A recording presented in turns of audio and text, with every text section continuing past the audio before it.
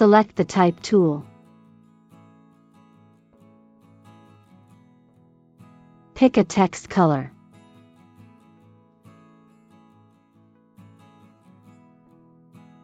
Type your text.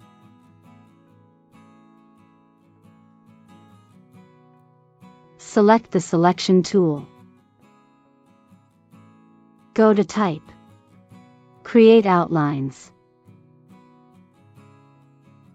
You can now resize and move the text.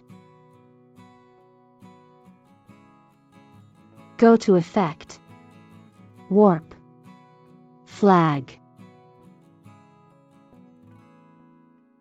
Select Vertical. Bend -30%.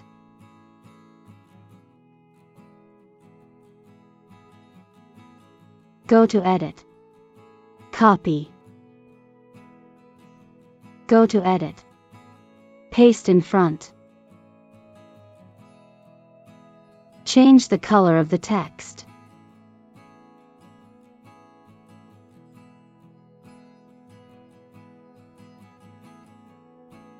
Go to Window, Appearance. Double-click on Warp, Flag. Adjust the bend to 30%.